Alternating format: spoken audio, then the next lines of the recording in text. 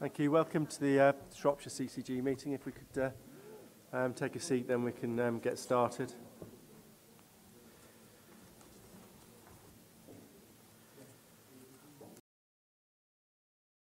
One apology from today, that's from Meredith Vivian, who's unfortunately poorly, so was unable to be at the board today. Otherwise, I think we are all here.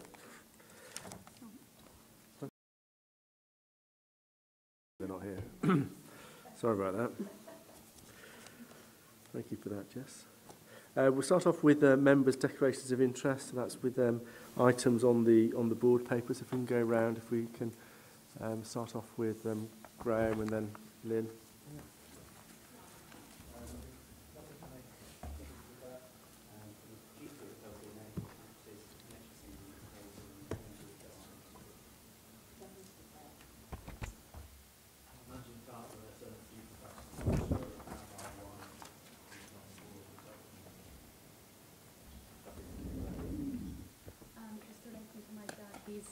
On the board of the Westminster Ambulance Service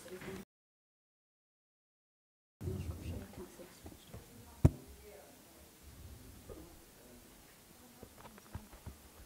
Is that better? Can you hear?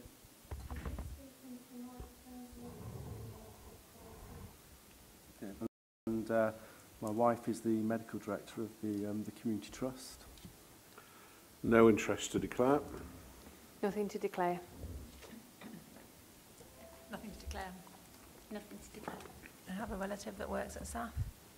Nothing to declare. I'm an employee of Shropshire Council and I'm also Deputy President of the Royal College of Nursing. Thank you. So we'll move straight on into the meeting, and we'll start with the minutes of the meeting held on the 10th of October. So if we can check those initially for accuracy and any corrections. That's from page 1 through to page 10. And then page 10 through to page 18.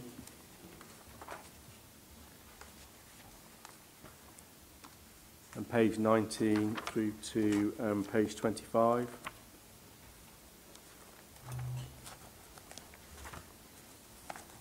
No corrections, that's good, that's fine, thank you. And then we move on to the matters arising. The first one is for me to update my declarations of interest, which has been done on the CCG website with immediate effect. I did also forget in my introductory comments, obviously, to point out that this meeting is being live streamed, and that moving forward, all our board meetings will be live streamed onto YouTube and available to be watched back if you need to. So.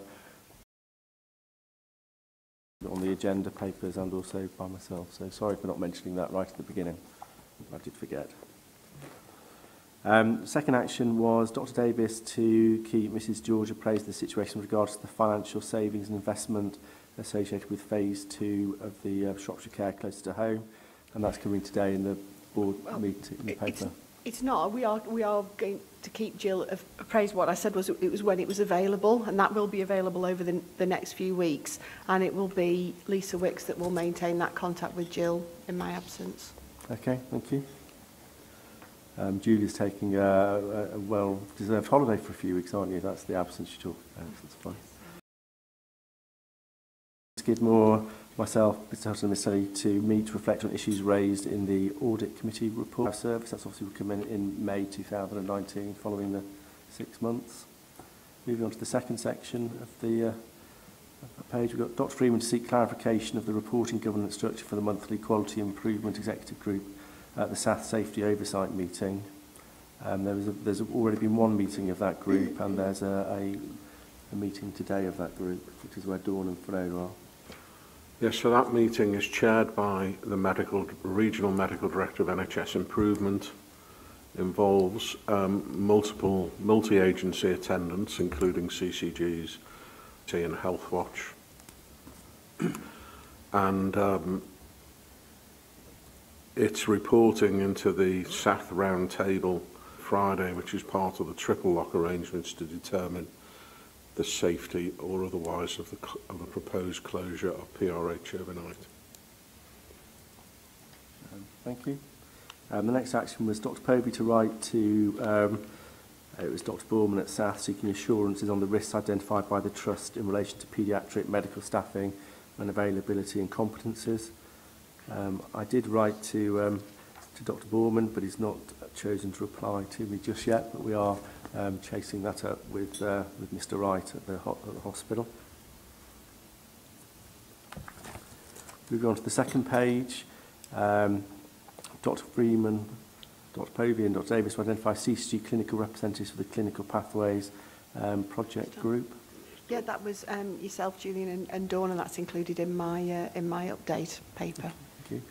The second one, next one, Mrs Clark and Dr Davis seek full and final assurance of the QIAs. That's going to the Quality Committee. Because of the slippage in the sort of the planning around the proposed closure at PRH, that's now estimated for November, and those revised QIAs have now been received by the CC Quality Committee in November. Okay, thank you. And Dr Freeman to raise concerns at the Safety Oversight meeting. Was there any feedback from that meeting?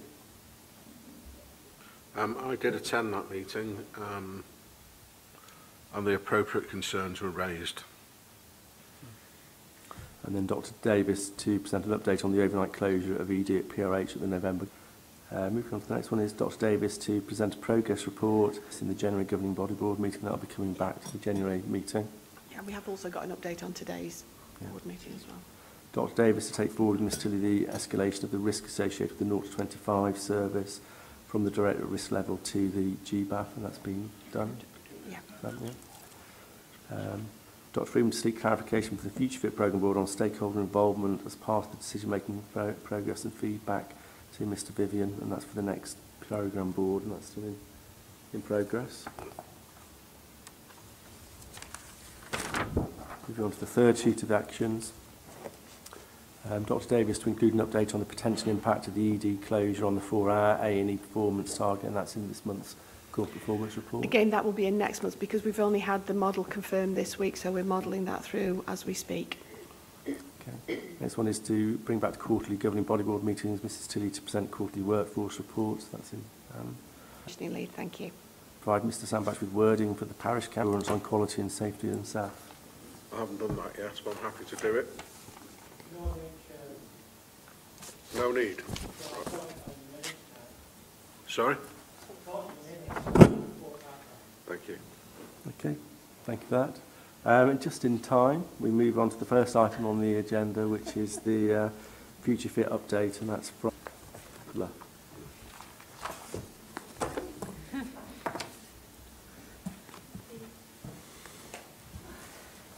Debbie, you're going to need to find, so you probably need to come up here so you can use the microphone.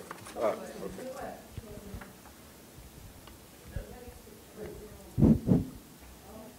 Thank you.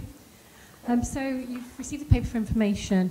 I wasn't going to go through the paper in any detail. I'll take any questions, but perhaps I'd like to highlight some of the elements on the timeline, which you will have seen before. We've got the two events coming up in the next 2 weeks. One's this evening, and duration of the feedback from the consultation.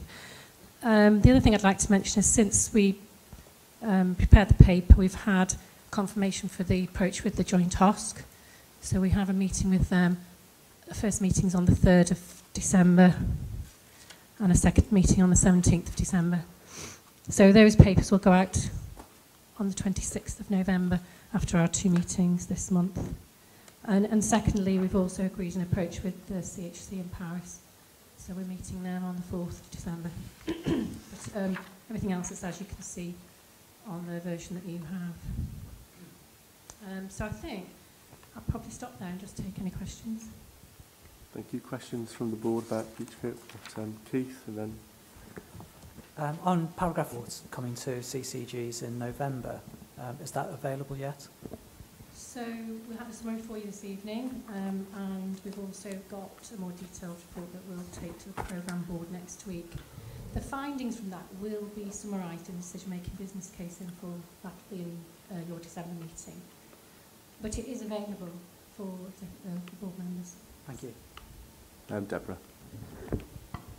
Sorry, it was just a clarification. In the table on page 8, from Future Fit Design. Staff? So that is their implementation plan, to the end point. Yeah. Deborah, this is obviously taken to Telford and Wrekin's public board yesterday, wasn't it? It was. Could you give us any feedback from that meeting about how they view the timeline? Well, colleagues behind me were there as well. The about quality at SAF and the decision-making process has picked up the process. So I'm happy to take any questions on it, but a lot of this has been played out publicly, obviously, over a number of media outlets, including today, particularly with respect to maternity. So I'm happy to take any questions. No? It's helpful having that update, but anything that we as a board should be considering? The announcement this morning was that the more than that than what was in the press. So the families, so presumably a further 109 families have come forward between the last figure we had and the press release this morning. Okay. But obviously, just ask one question, Simon, around the PRH, our key thought process that's happening this we week. might have to dip in here as well, quite literally. The trust will be subject to review on Friday afternoon with various regulators and other bodies in the system. And essentially that triple lock will involve And if I can add to that, there's also, as part of there's the quality assurance meeting this afternoon, there is then planned to be a test based on sort of that will test out, that could provide evidence and to walk through scenarios of the planned closure that will also feed into the regional roundtable. So at this point in time. Yeah, so there were a couple of things I wanted to say. Because we are charged with assuring quality, we do of the services that are being provided at the moment. But that said, I think it's important to balance that just by recognising that there's a huge amount of effort going on from clinicians on the ground and from the managers trying to improve processes within the hospital, and we shouldn't be losing sight of the fact that there's a lot of people who simply want to deliver good care working within our system. We need to be looking after them during this time. The special measures aspect, the fact that the Trust has been put in special measures recently, needs to be seen as part of that process of moving towards a better situation. It needs to be seen as another facilitative step, even though it will be felt like a blow to a lot of people. I do find it interesting and I do find it frustrating that the CCG, as statutory assurers of quality, found out via the press that the Trust was going into special measures. And I think it highlights again the fact that we have a number of very respected as a system, as a national health service, about how things work beyond a certain level, because the experience on the ground here is that it doesn't seem to work very well. You don't get the response that you need. A&Es are not definitely safe at the moment in the way they're staffed at the moment. Does closing one actually mean that we address the problem, and does the risk of that outweigh the risk of keeping them both open? That's what the work we're doing at the moment is meant to address. I don't think we're at a clear understanding at the moment, and I think it's just worth being very open that this is a massively complex issue. We're trying to make sure as a system that everything's straightforward, and the best thing to do at the moment is still not entirely clear to us, I think. We have got a paper obviously on the Princess Royal ED overnight closure next as well. But Simon, in terms of special measures, obviously it was announced last week in a sort of a fanfare via the press around special measures. Have we heard anything concrete about what special measures will actually involve and mean for South? Because obviously one of the key facets of that is the improvement directive has been in post for some time. But have we heard anything more about? And although board members and members of the public can go onto the NHSI website and download the document that special measures as a result of CQC will take in terms of performance. Quality review and be considered. So that's fine. Move on to the next paper, which is actually the paper on the Princess Royal. We've touched. I think it's fair to say that this project is kind of moving on a daily basis. So obviously this report was written at a point in time. I can confirm that on Monday of this week, the implementation steering group, with 10 o'clock in the evening and 8 o'clock in the morning, with commissioners on Monday of this week, and trusts impacted by the decision out of that, and also 10 o'clock at night.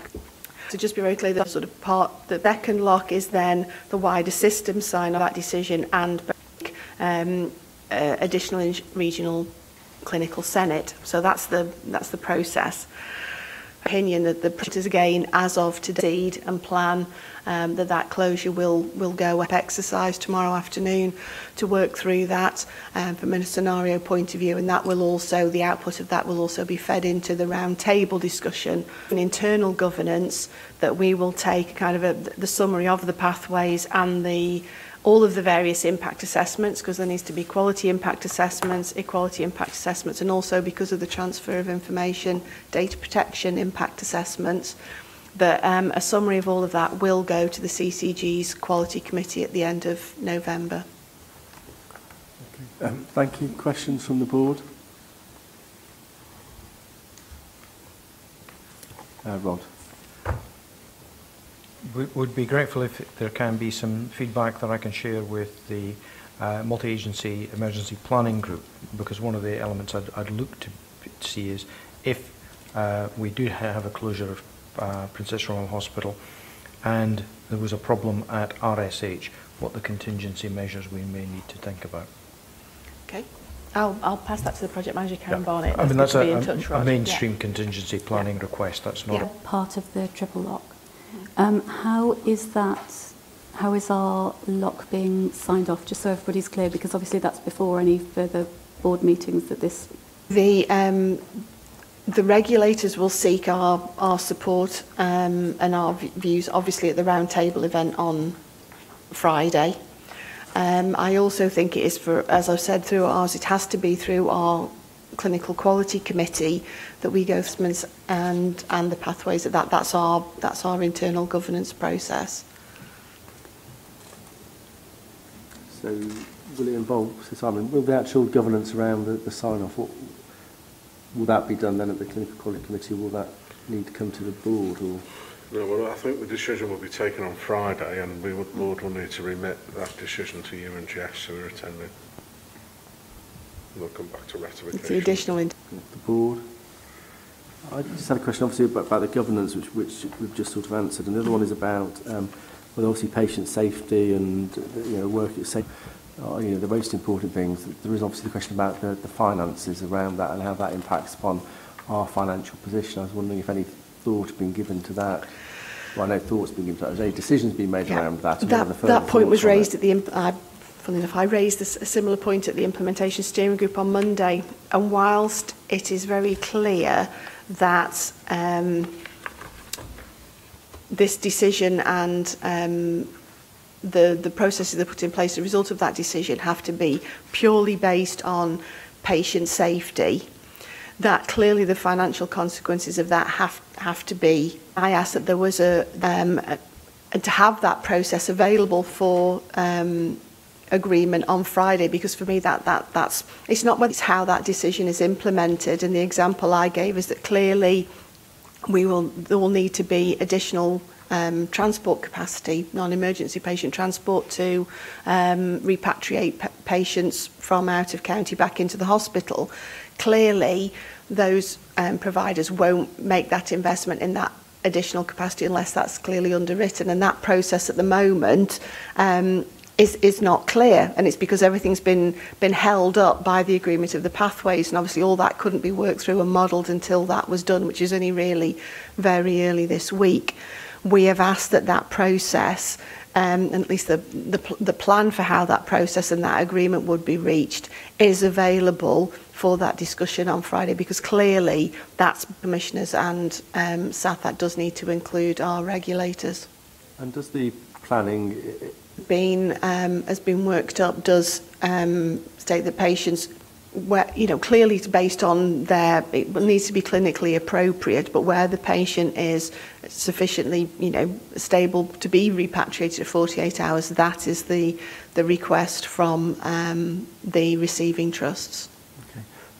One final question before I think John, do you have a question? Is more about the interplay obviously with social services and the council funding and social work, because obviously presumably they've been intensively involved in this? They have. There's been there's a sort of a regional flows working group that's met every Wednesday, and a subgroup of that has been the repatriation group that's met at 8 o'clock every Wednesday morning.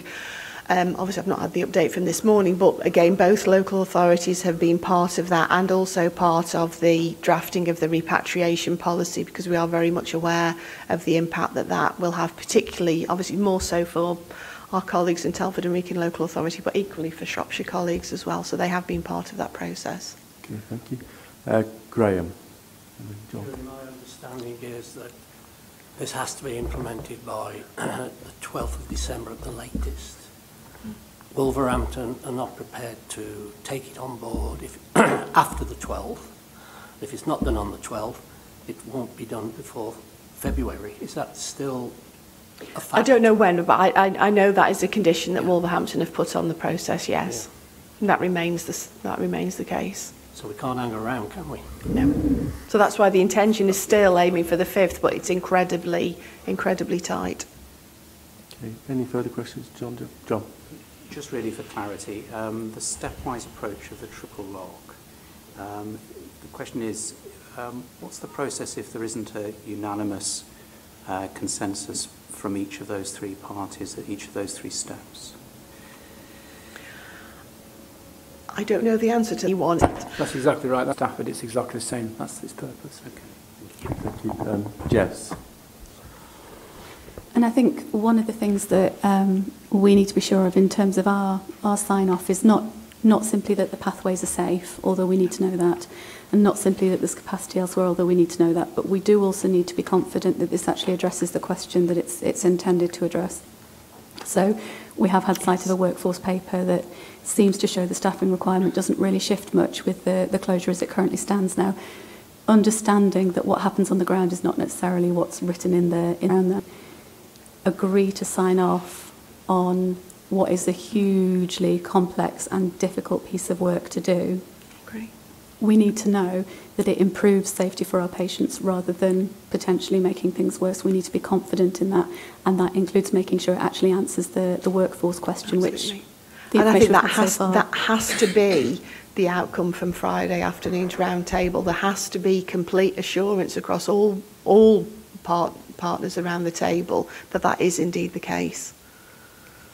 Thank you. Any further questions or queries?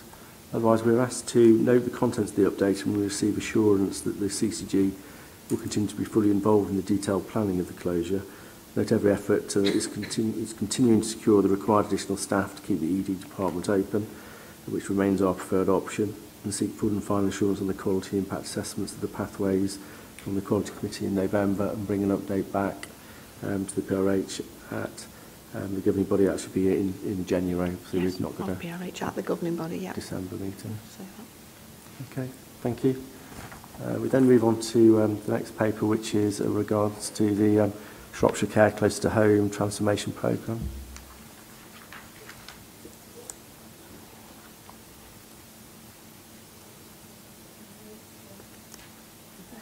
The paper really gives an update since the previous update, which was in September, and shows that actually phase 2 was signed off by the CCG in August, and phase 2 is the case management and risk stratification model, and the paper actually details the model at Appendix A and B. The work within the localities was very interesting in that whilst there was variation in some of the implementation, the actual model consistently was the same across Shropshire. We've also now, as part of the working group, which is part of the governance of the programme, agreed an implementation subgroup to look at how we implement phase 2 now into demonstrator sites. And it's really reassuring now that we're able to work together on an outcomes framework and a service specification for the case management element. As the paper details, we've also looked at setting up the IT subgroup, and that's met a couple of times now to look at an electronic record and a data sharing agreement for when the pilot sites are up and running. And we've started to work through phase 3 now. The paper details a delay to phase 3, and the reasons why the delay has taken place. But in summary, we've had 3 attempts now at undertaking collaborative design, and due to the system pressures, we're not able to pull everybody together in a room at the same time to do that. So the programme board, which is made up of all partners and all stakeholders, have agreed that the CCG takes the lead on designing proposed models and then takes those models out to all stakeholders for them to critique. So we're very much locked into the at-home service, what our step-up bed requirement may look like, and also what a crisis and rapid response team would look like. So that work is due to conclude in January. It will take slightly longer now because obviously we need to go out and ensure that everybody is able to shape and inform those models, and for the delay that is detailed within the paper. I'm not going to mention anything else, but I'm happy to take questions. I think the paper's quite detailed in terms of where we are and where we're going. Okay, thank you. Thank you for that. We can take questions from the board. We've got a question from Jess. It's more of a statement of support, I think, really. It is very positive that we've started to look at an implementation group to actually get case management up and running. But I think the thing that we need to really highlight to the board is that case management requires there to be a care plan that is held and that is accessible to everybody within that MDT. It really relies on information sharing and IT, good IT. At the moment, we don't have that, so we really do need some heft in getting things moving. We've got our own IT group, we've got links into the STP IT group, but this has to be a major priority. It has to be flagged to you as at risk at the moment, because if we don't get the IT support for this program cannot work. It's about data sharing and sharing information about patients with all the professionals who are working with them. It doesn't work without that. So I just wanted to really, really underline that with extra highlighter pen. Thank you. Graham, and then William. The Alliance, is it positively moving forward at the moment? And Michael Whitworth has been in discussion with all partners around the content of the Alliance agreement, and really that's enabled the implementation group to start to take shape in terms of operationally what would the workforce models look like to deliver the case management process in the localities. So we have moved on significantly. Thank you. William? My question's just been covered. Okay. Any further questions? Rob, did you have a question, or was I?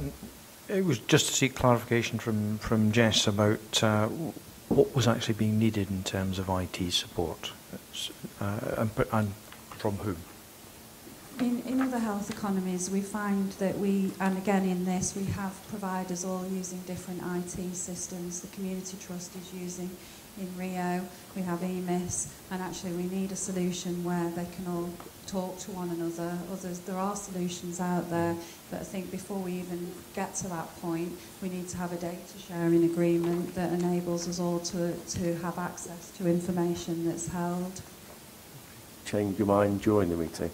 But if I read out what it says he's extremely concerned that Shropshire Care close to home is severely under-resourced to be able to achieve it closer to home transformation, and the pressure on the acute sector has to be ameliorated in the shorter term. I realise that we don't have any resources available, but I would rather us be a further £100,000 in deficit than fail to get the programme properly underway. So is that a reasonable... From my point of view, when we started this work, we said we would undertake collaborative design with our partners, and we're taking a partnership approach, and that is evident within all of the governance.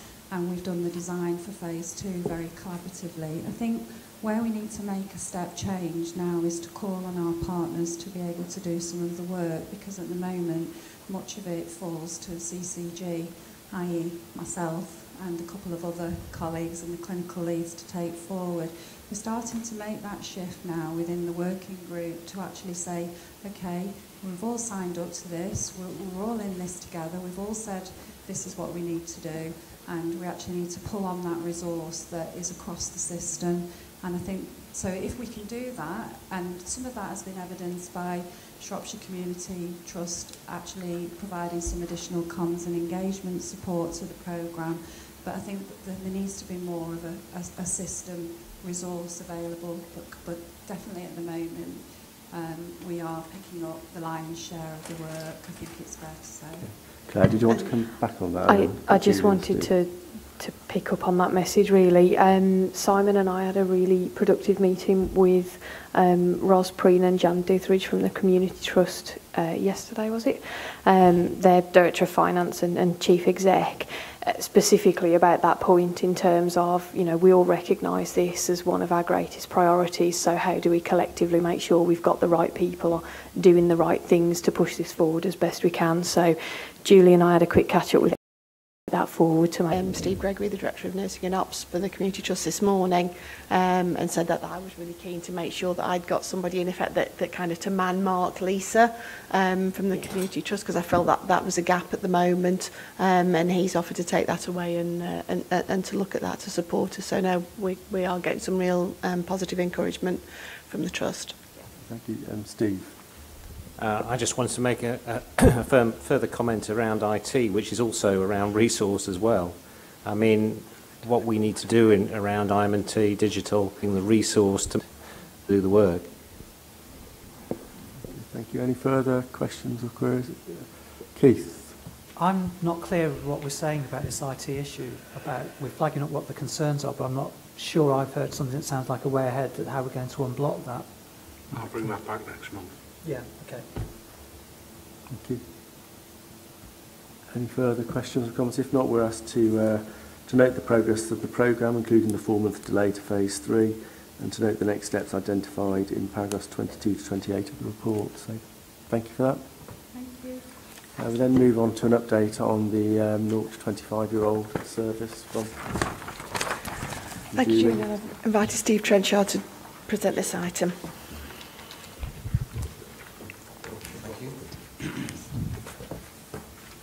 So this is a paper which provides an update on the progress made in relation to the action plan following the IST. I'd like to draw your attention straight away to section point 3. At the last meeting, Julie highlighted the existing group of children that had come into the service at the time of transfer, and we asked the Trust to undertake a review of that. So we've got more details on that.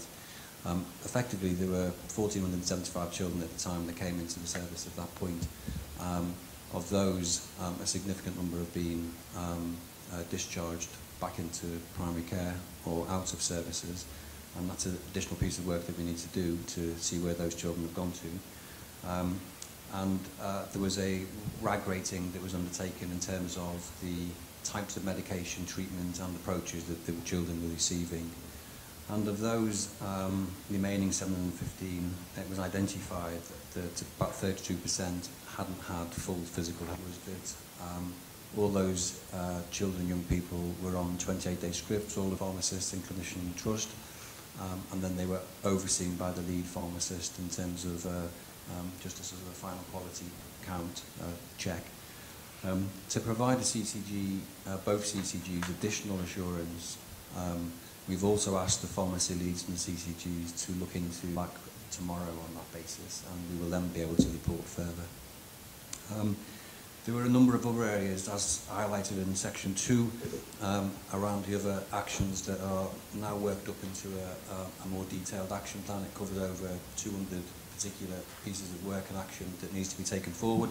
Also thinking about improvements in data and use of outcomes to demonstrate the quality of the services.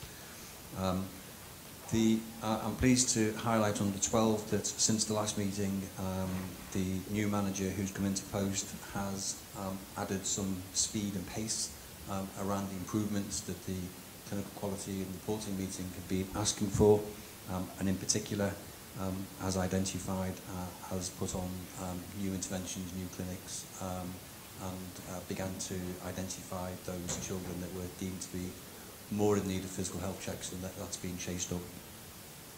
The final point I really want to make is that this is a piece of work that sits within the context of a much bigger piece of work, which is the development of the Children and Young Persons LTP, Local Transformation Plan, which all systems across the UK or across England are being asked to refresh.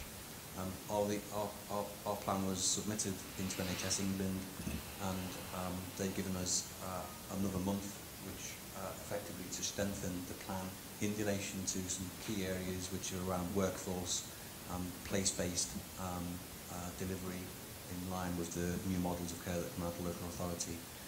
So I'm asking the governing body to take limited assurance on the work that's happening, and we'll have more assurance as the independent audit comes through tomorrow.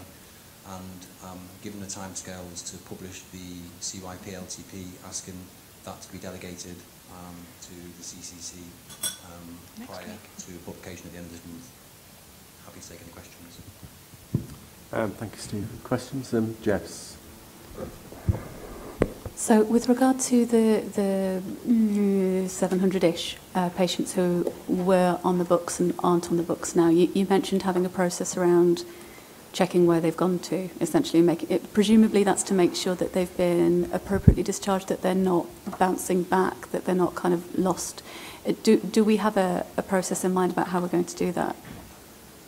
Or yes, a timeline for it? We hope to understand by the end of this week, certainly from Telford and Leakin side, they've got access to EMIS, the pharmacist's got access to EMIS, so you can do some keyword searches to find out where those children are. If we can't do the same for our CCG, then we will need to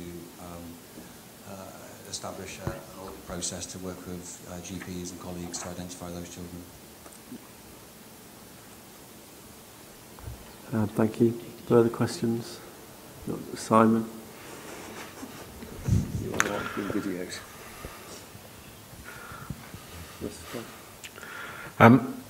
Steve, there's been much play made of the MPFT claim that there's been no evidence. Are we on actually being able to agree a definition of what? This was identifying a particular group of children that were on medication only rather than the pathways that are now in development. And the concern was that medication was given, in some instances, off-licensed medication, which isn't uncommon for children and young people, but that where medication was being given that required physical health checks, that wasn't the case. So the working definition of harm, although it's never been written down, Simon, but the work was around looking at the physical health checks and ensuring that we had the full NICE compliant physical health check around those individuals that were on medication. But then that doesn't tell you if you had any harm, does it? That just tells you whether you had a health check or not. Well, the health check would identify... if you've not had the health check, then you don't know there's been no... harm, absolutely. So some of these children, in part as a result of the approach, may have quite excessive BMIs, mightn't they? They might do. In which case, we'd need a definition of what harm was, wouldn't we? Jess? I just want to comment on that as well, because I think we can be too narrow in our definition of harm here. Yes, there is a risk with certain medications if you don't do the health checks properly, and yes, certain medications can predispose to other complications, but actually being medicated when what you needed was a talking therapy, or just not receiving the talking therapy that's actually going to be the thing that makes you better, that surely also falls under the larger umbrella of harm, or at least needs to be considered as such. I think we need to be careful not to be too narrow in our definition, to be honest. Not helpful. Well, I did the CCG in the definition of harm and then thinking about how far we go back with harm. The system has known that which was the whole reason for going into re-procurement, was that the first line of treatment for young people was often medication in the absence of a broader psychosocial model. So it's how far we go back in terms of the commissioning and the looking at services and the potential for harm that might or might not have occurred.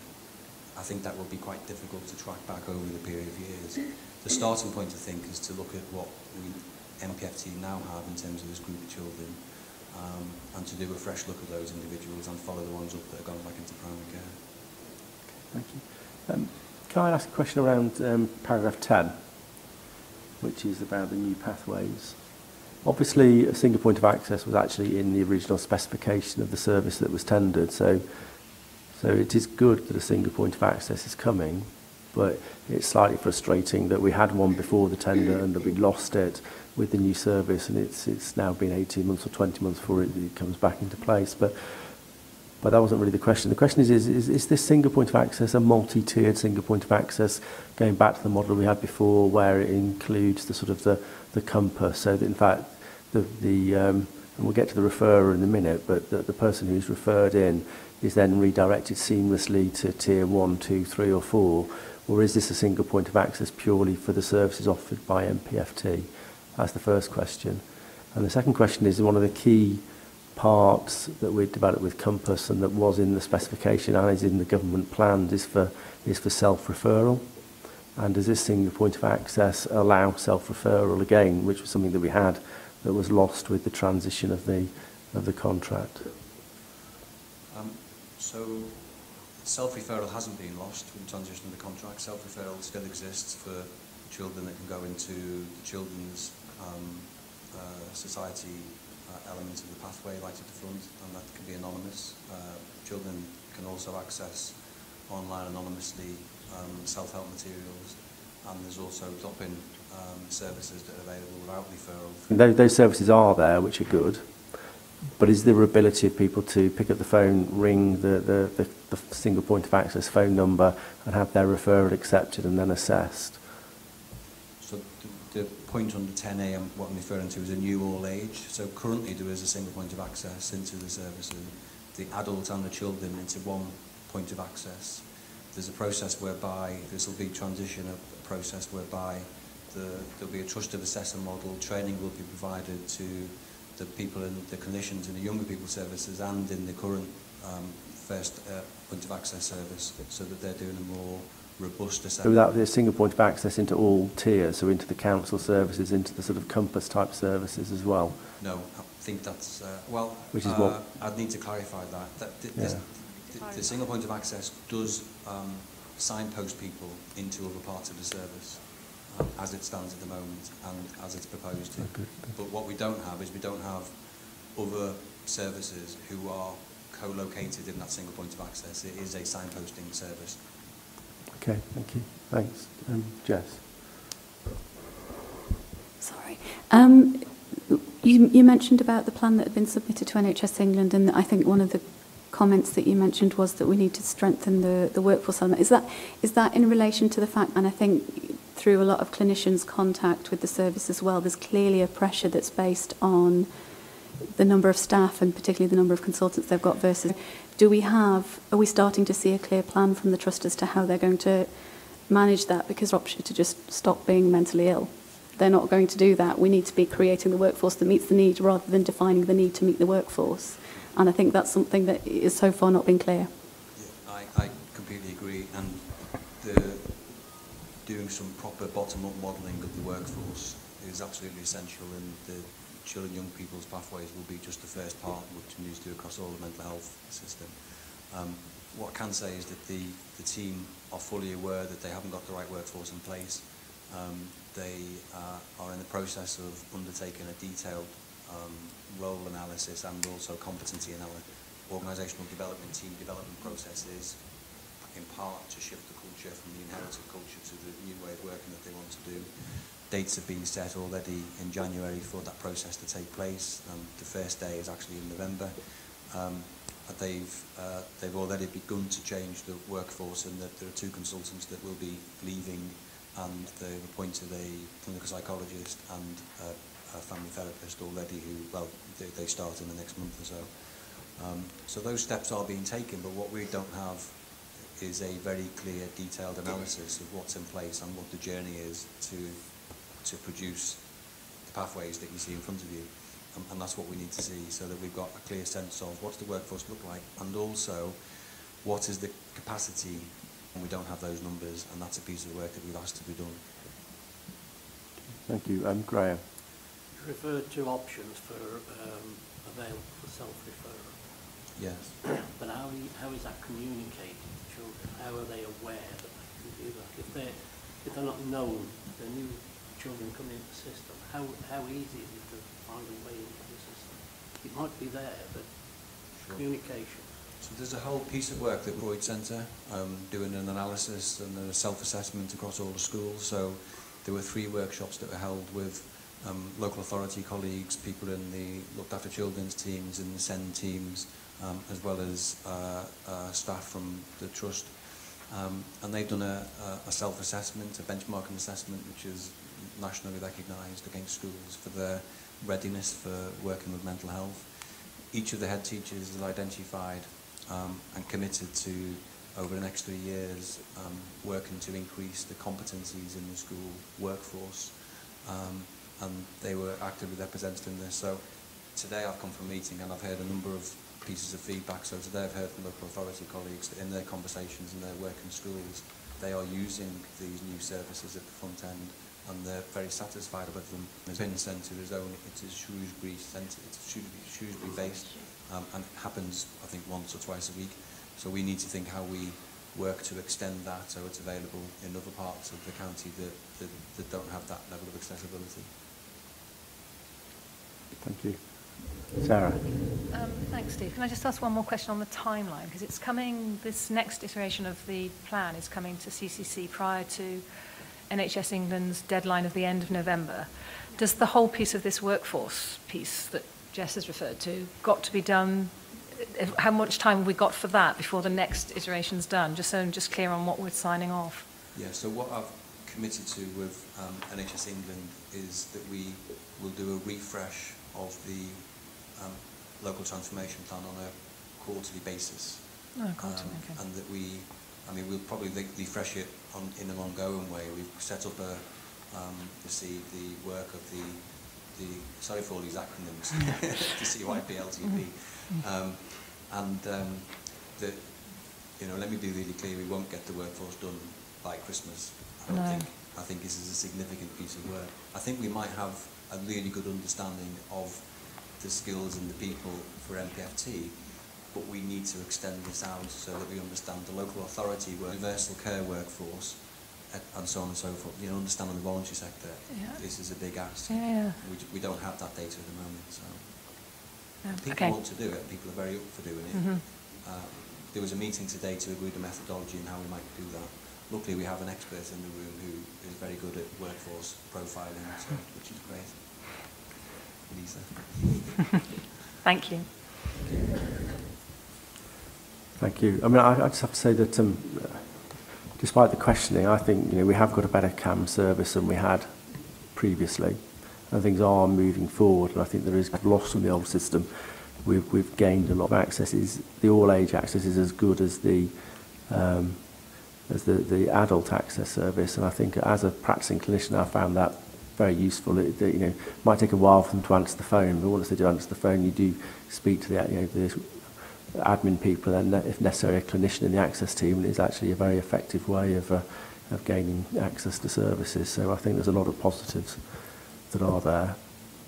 We are asked to note a few things. We're noted to note the contents of the update and the progress being made to receive additional limited assurance, and that where appropriate steps have been taken and a plan to be taken to continue to make the improvements. We're asked to note the limited assurance that no child has come to harm. However, there is assurance that there's a plan in place that will ensure all the children are assessed and any problems addressed from that. We're asked to keep BUT under close review and take a further report. It won't be in the December meeting, it'll be in the January board meeting. And also the CCG is asked to receive at the next meeting the refreshed CY LTP and to delegate the authority to the CCC, the Clinical Commission Committee, to sign off the next iteration of the plan at its November meeting to ensure compliance with the NHS England deadline. So if we're all happy with those, then we can agree those actions. Thank you. We'll move on to the next paper which Simon's going to present. Thank you, Steve, on the Transforming Care Partnership. So for board members and members of the public, this is the national approach to the appropriate return of learning disability patients from institutional settings to community settings, as that resulted initially from the Winterbourne Review. The paper just sets out where we are. Shropshire, Telford and Wrekin, this is managed on an STP footprint level, are red at the moment. We have 9 patients with ARCH. They are proving quite difficult. These are quite complex discharges. and often require significant home building or adaptation, but we're working hard to achieve this revised figure. The board just need to be aware that we're doing everything we can to get this trajectory right, but we also need to do the right thing for patients as well. I'm happy to receive any questions. I was a bit confused by the NHS England letter. It says they've got confidence in the March trajectory, so why are they saying it's still red for the escalation process? It's red because the escalation process is simply in terms of numbers. Right. And the trajectory. So the trajectory was set at a point in time, but of course it doesn't take into account the fact that patients can be added to that list, for example. Yep. Yeah. So new patients can be put into an institutional setting. We've also got a very low number of they score the additions and the removals from it. Any further? If not, we'll receive the report and note the progress made in relation to the discharge planning of the CCG's individuals, and then note that more detailed reports are considered at the Quality Committee and at the Shropshire TCP Programme Board, which is chaired by one of the council chief officers. Clive Wright. Clive Wright, yeah. Sorry. Clive Jones of Telford is the SRO. Sorry. The DAS for Telford. We move on to the next paper, which is an update on transforming maternity care. Yeah.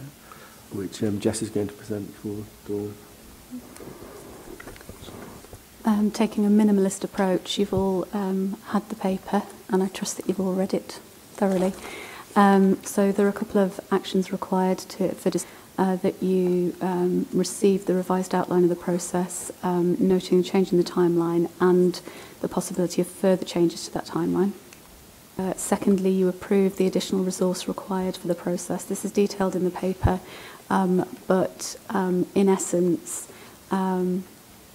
this is a very paper-heavy process. There's an awful lot of things that we have to get absolutely right, and the person who's leading on this is actually doing this in addition to being Women's and Children's Commissioner for the CCG and leading the LMS, and there's a limit to how many hours there are in the day, so we need to make sure that we're resourcing this appropriately so that things can actually happen.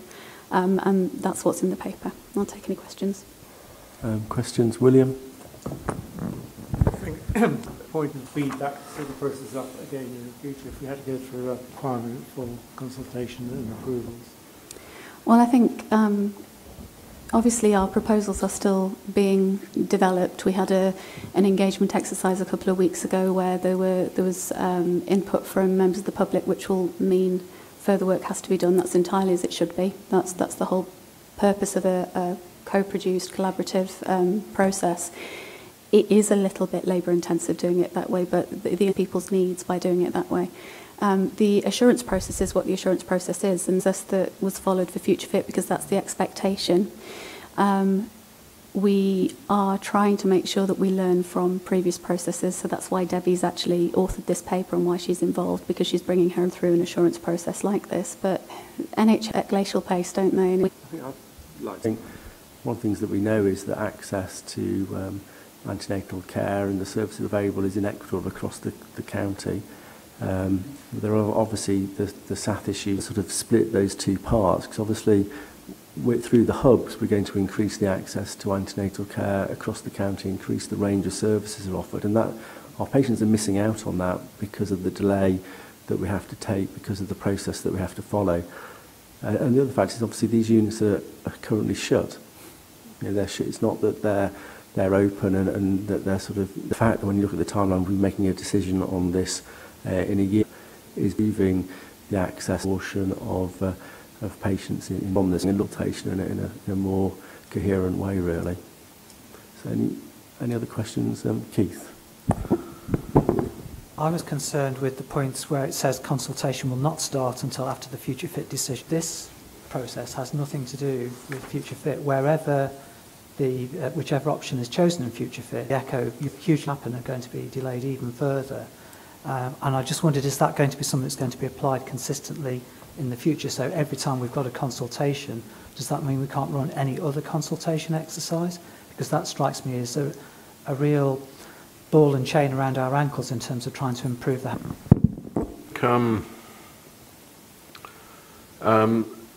The answer to that, I think, is there has to be a reasonable assessment, doesn't there, of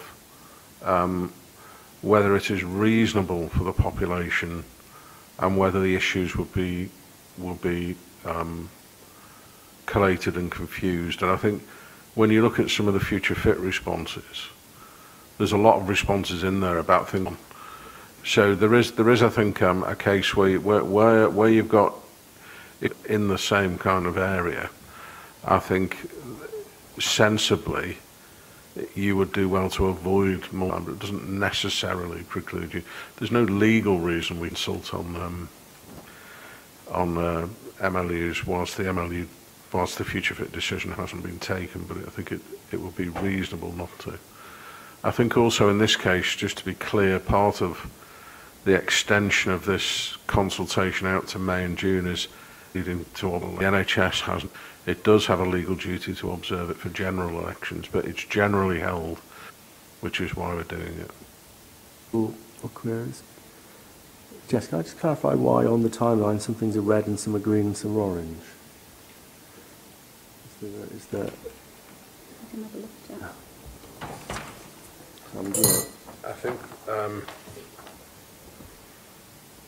I think the green ones are ones that have been pretty much done. The red ones, I think, where we think there's some work to do.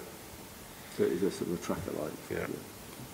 Thank you. Any further comments or questions? If not, we're asked to receive revised outline of the process, including the timeline, and also to approve the additional resource required for the process as described in points 9, 10 and 11. If we're happy to that, we'll agree to those. Thank you. Before we have our break we're running ahead of ourselves, if we actually have the excess treatment cost paper. Thank you. This is for information, really. We received back in August a notification from NHS England that because there's been different approaches to how excess treatment costs for non-commercial research has been approached, that there'd be a consistent approach across the 15 local research networks. A single CCG will be identified as the lead commissioner to oversee and undertake the administration of excess treatment costs.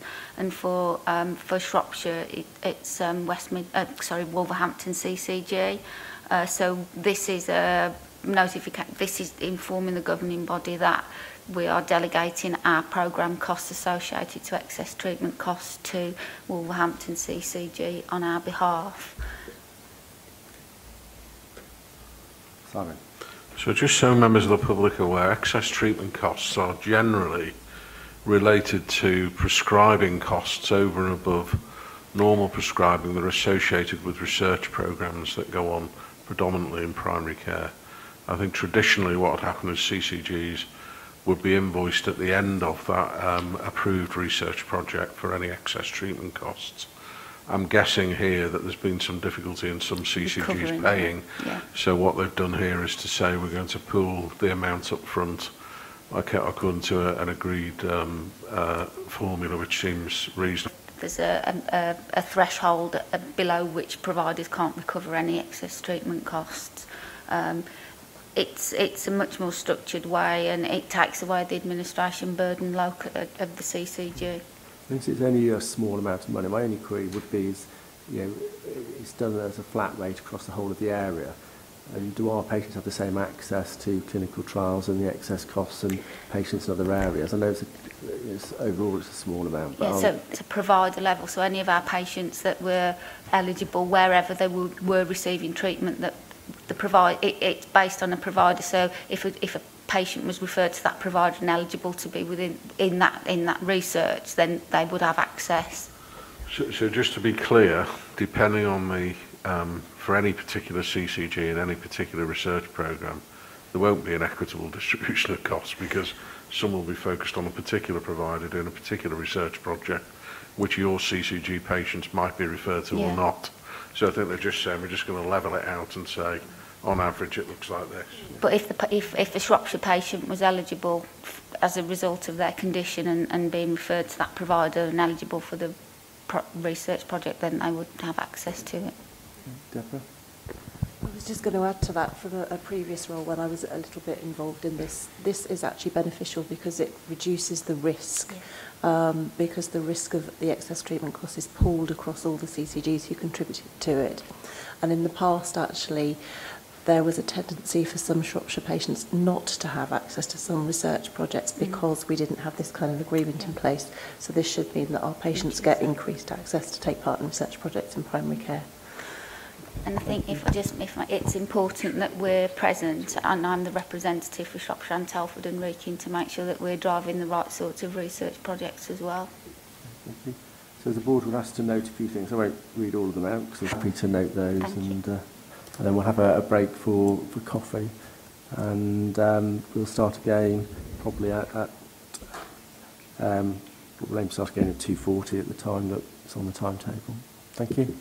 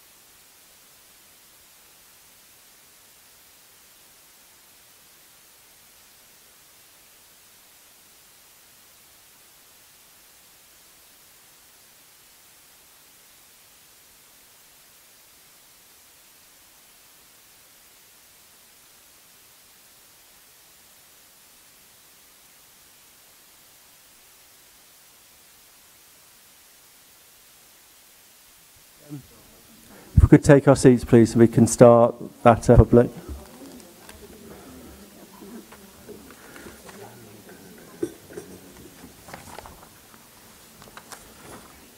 So we're going to start back with the finance and contracting report from Claire Skidmore.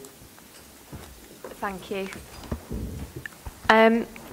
So this is the first time that for governing body we've actually consolidated the finance and contract report.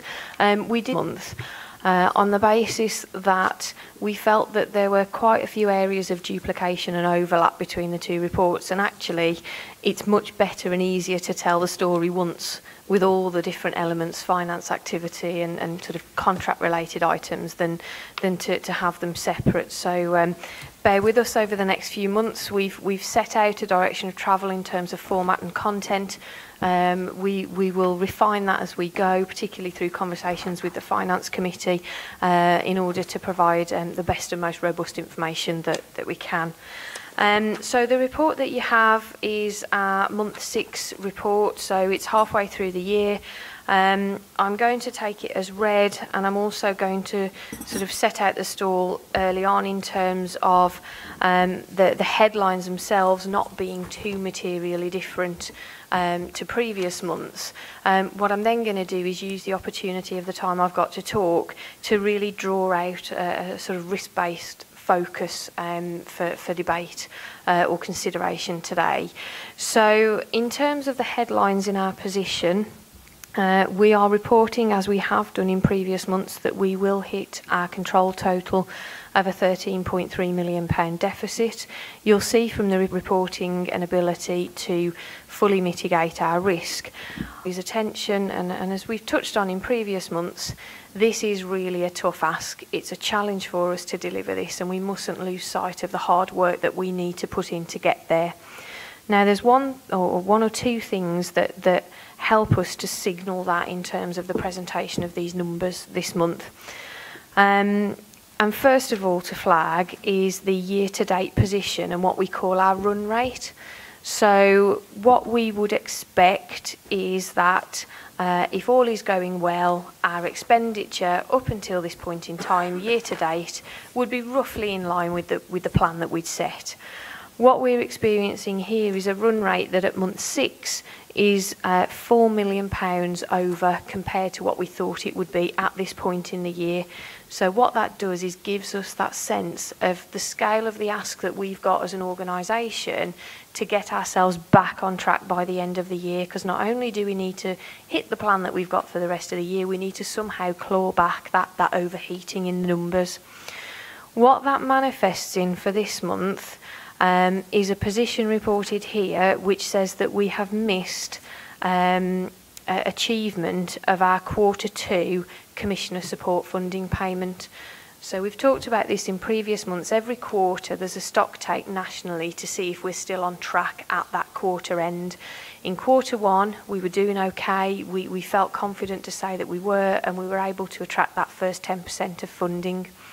It didn't feel reasonable for us to report at the end of Q2 that we were still on track at this point, just because of the level of additional spend that we've incurred in those first 6 months. So whilst we haven't attracted that payment at Q2, what I must also flag is that if we do land our forecast outturn, as we predict that we will be able to recover that lost position.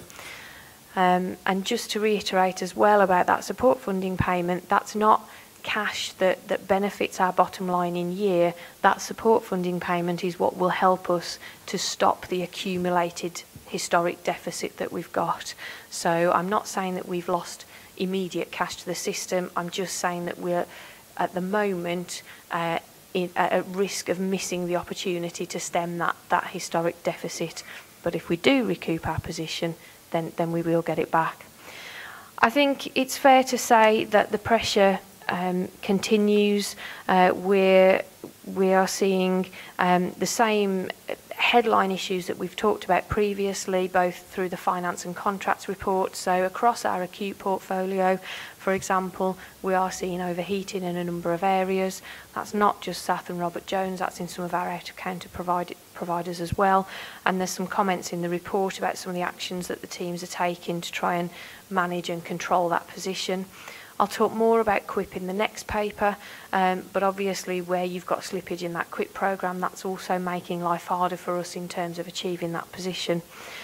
The other points that I just wanted to make before I pause and then open up for questions is that we mustn't lose sight on the impact into future years of where we're at as well. So we talked at the Finance Committee very much about what's our assessment of our ability to recover our position sufficiently to land the number this year? How confident are we that we can do that? I think that we have a number of non-recurrent means at our disposal to allow us to get there this year. But what we mustn't do is lose sight of the recurrent nature of some of the pressures that we've got in our system. So whilst we may well be able to land a number this year, if we're using non-recurring money to do that, in essence what we're doing is carrying forward that recurrent issue to be dealt with in future years of our financial plans. And that underlying deterioration is the thing that's really top of my list at the moment in terms of how we as a team translate some of that into our finance models so that we can be clear about what our finance position is moving forward into future years. It goes without saying on that basis, therefore, that our QIP plans in particular for next year have to be robust. We've got to have plenty in the tank to be able to create some stability in the finance position. And certainly what we need to look at, and we'll be talking regularly with the Finance Committee about, I'm sure, is what the scale of the ask is in terms of that QIP programme, and are we confident that as an organisation we can generate sufficient headroom in the numbers to deliver everything that's required from us financially. That's my overview. I'm happy to pick up any comments or questions at that point. Thank you very much. Questions? William? Thank you, Chair. Just a couple of questions. I guess picking up on the challenge we've got in terms of our run rate being above where we planned. I was just looking back from month 2. We had to just about on plan, and month 3 it was a year-to-date position. Month 3, 1.3 million behind, 3.1 million behind month 5, 4.2 now. So in a sense, you can see that situation hasn't improved so far, as you say, so we've got that real challenge of turning that around. And then the other point, if I may, is you made a comment then about our year-to-date position being challenged because of the acute overperformance, but also about QIP slippage. Yeah, the QIP report shows ahead of plan year-to-date. Now, I think part of that is due to the fact the way we're reporting QIP against our original plan, which doesn't take into account the unallocated QIP, which is, again, where we have to be slightly careful how we interpret some of these reports. So just to follow up on Will's thing about the run rate being £4.2 million over. Obviously we know the reasons, we know where those areas are, we don't necessarily know the reasons that's driving those areas. So obviously unless we address those drivers, then obviously we need to save twice the amount of money to bring our run rate back down to target, don't we? Because if we're not addressing those original concerns that are causing us to be above our run rate, then they'll still happen. So we'll have to obviously claw back the 4.2 from this first 6 months and 4.2 from the next 6 months if we... I think one thing to note is the fact that there are certain items of expenditure that have occurred in the first 6 months of the year that are one-offs. So you won't necessarily need to double up the 4.2 to take that assessment of where we might land if we don't take further action. So a good example is within CHC, we know we've got about £800,000 worth of old debt and clearances that have come through and have been in the position, so they're reported. Now, obviously, we don't double that up on the run rate. It's gone, and as long as we cover that off by end of year, it won't recur.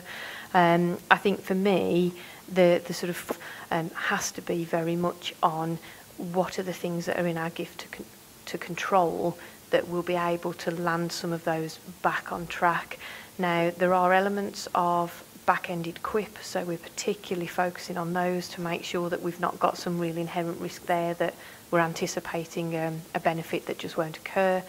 We're also looking at, through our various routes, nailing down various areas of expenditure, whether it be negotiations around the contracts to make sure that the numbers don't drift further, working on some of the CHC outstanding items. So we have a work plan in place, as it were, that from our modelling would suggest we'll address that, and hopefully, as Will's highlighted, you kind of get this growing gap, and what we're planning to see through the back end of the year is that will fall back away until we hit target again at the end.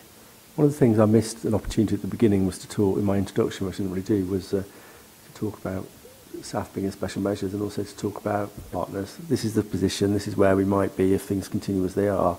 We all need to work together over the next 6 months to actually bring that back in line, or have we just done it internally and individually with each of our partners as needed? Is it being coordinated, or will it be? Yeah, at the moment they're individual conversations, and sometimes three-way where that's required, because I'm trying to do as much as I can alongside Telford and Wrekin so that we're not duplicating effort and energy.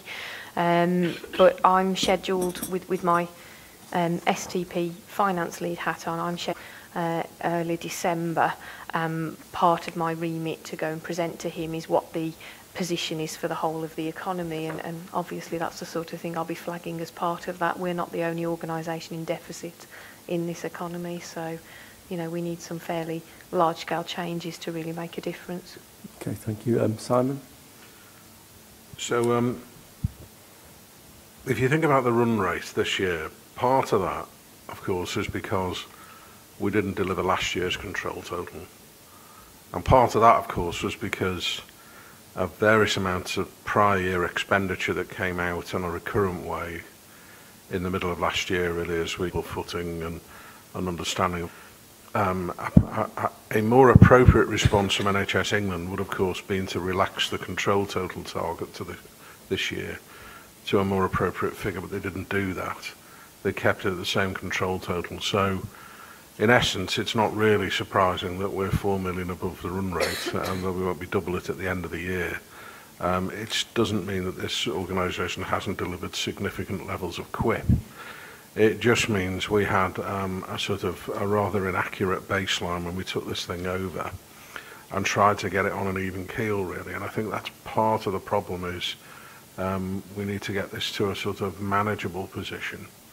And hold firm on the rudder, really. So, if we were to have cleared last year's overspend and this year's QIP, we would have been running at a run rate of about 7% QIP, which seems to me to be faintly ridiculous, really. So, I just think board members ought to be aware of that perspective, I think. Questions from the board?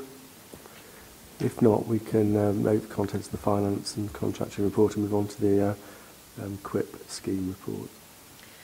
Thank you. So, as I've already mentioned, we are still reporting a level of slippage in the QIP programme as it stands.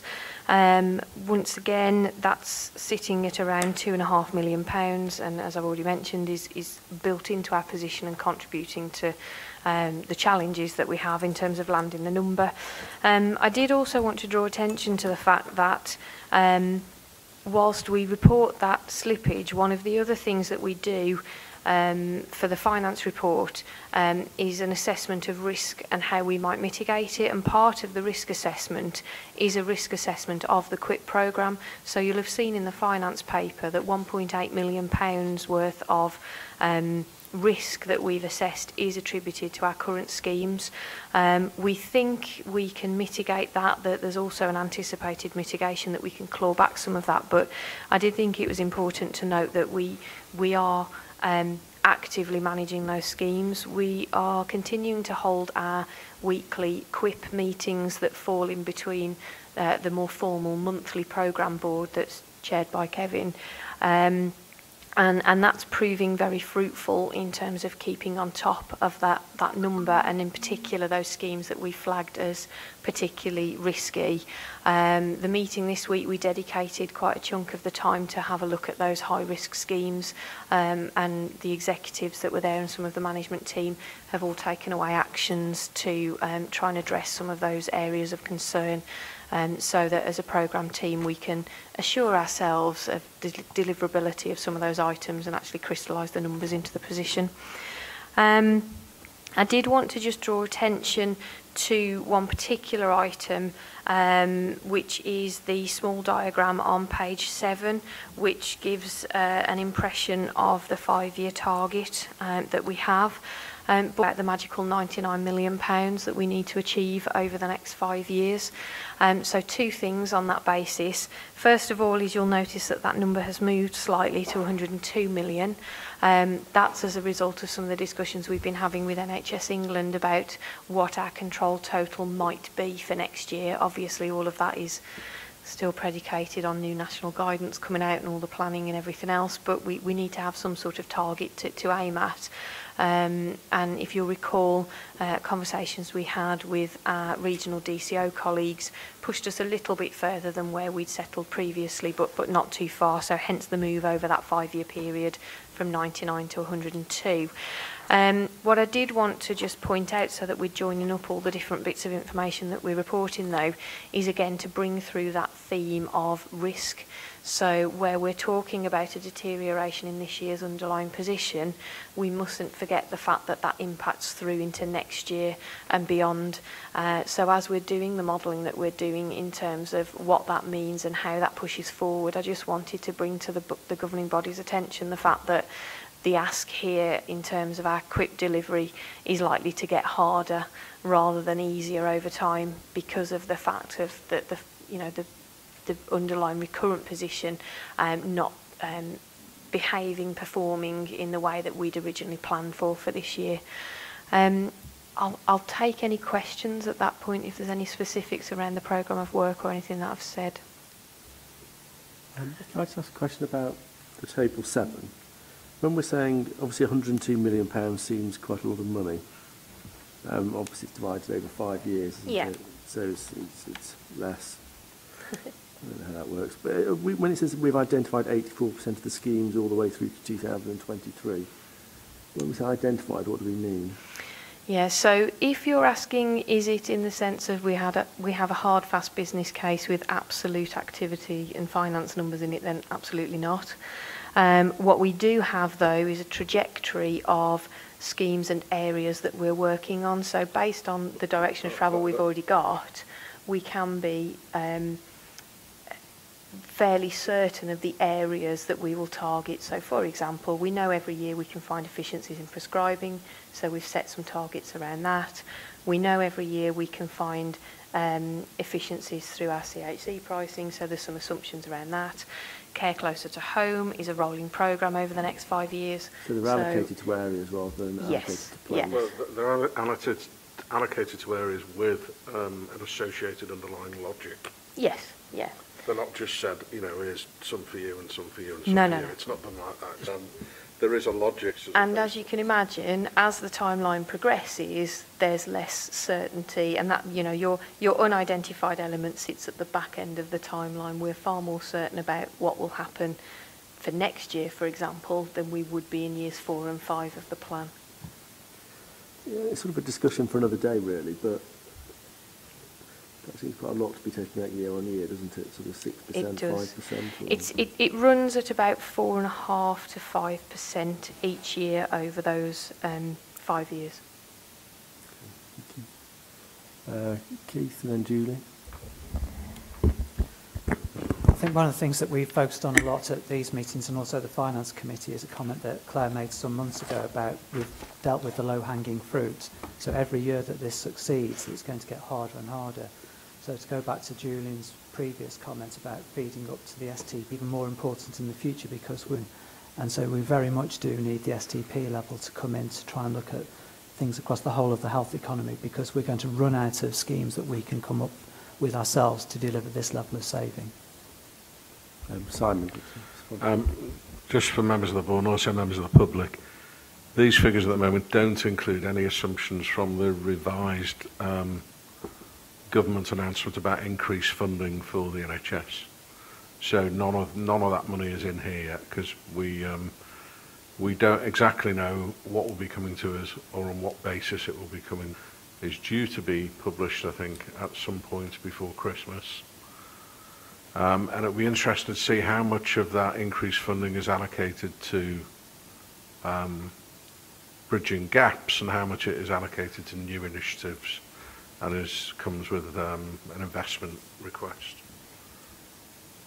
Julie. I just wanted to, with regard to one of the risks highlighted on page 8, I've made a change since we wrote this report. I've spoken to Sean about the risk. Sean's advice was taking off the risk associated with capacity at Shrewsbury and Telford to help us develop the QIPs. I've asked that be kept on, because at the moment, because of the recent announcement around special measures, we don't really know what that's going to entail in terms of their management capacity. And clearly that's a key dependency for us to be able to take joint schemes forward. Thank you. Thank you. Any further questions about the QIP paper? No, if not, we'll just ask to note and discuss the position against target for 18-19 and the ongoing works to develop the pipeline for future years. So, thank you. Move on to Julie Davis with the corporate performance report. Okay, thank you very much. I guess I wanted to draw the governing body's attention around cancer. Historically, local, the majority of our challenges, but this year we have got challenges around Shrewsbury and Telford with their 2-week performance and also 62-day.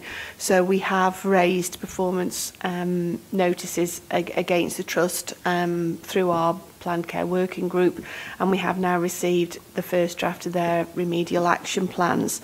I want to let the governing body know that as well as the plans and the work that we're doing locally, that's also underpinned by the work that Gail's leading on with the West Midlands Cancer Alliance, and in particular some non-recurrent funding that's been made available to us to help us with some capacity, and in particular we're focusing that on our 4 challenged tumour site pathways of upper GI, colorectal, lung and prostate.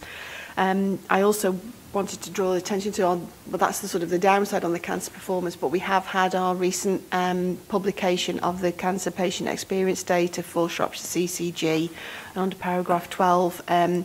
Again, for Shropshire, we do very well. Most of our indicators are actually above the national average. There aren't any that we're behind. So although we have to continue, there's a lot of work still to kind of maintain that, and know that we need to improve that, particularly early diagnosis and the long-term for them as well. Performance is important. The governing areas of concern remain are to develop a plan around improving that, and particularly bringing up the investment required to expand IAPT access to include people with long-term conditions, and we are doing some very close work with our colleagues in Telford and Wrekin and how we can leverage that across the system, which I think will be really important. Then with regard to ambulance handovers, I did want to point out that we have seen, having seen, I guess, some indication of some improvement, that's deteriorated again, and we have got the ambulance experts in from ESIS to help us with that, particularly around systems and processes. But I have to bring to the governing body's attention the particular times when we have handover issues are where we get unprecedented levels of demand. So where we get anything above kind of 5 to 7 ambulances in an hour physically, that both hospitals really struggle, and we've seen some of that earlier this week. So that is still a real area for concern, and we continue to work closely with both ambulance colleagues and SATH to improve that. So happy to take any other questions. Okay, thank you. Questions from the board? Jess? Yeah, I'm not being awkward, but it's not unprecedented, is it? What, with the ambulances? Because it happens all the time.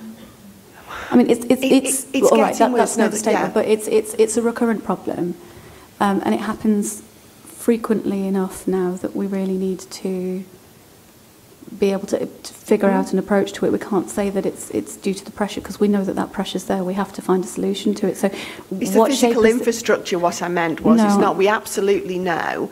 It's the fact that we haven't really got to the bottom of why we do get such enormous peaks in demand. We haven't got to the bottom of that, Jess. And at the moment we are limited in terms of the physical infrastructure on both sites, in terms of the number of ambulances they can physically locate and down to process. The problem though, really, because it is. You know, I saw some figures.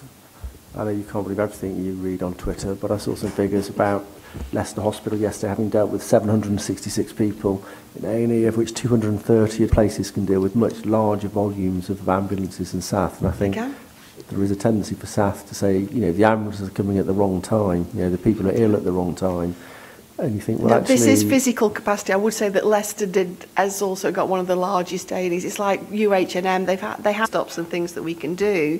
I think everyone, I would hope everyone, is structure at challenge. I just think it's not just a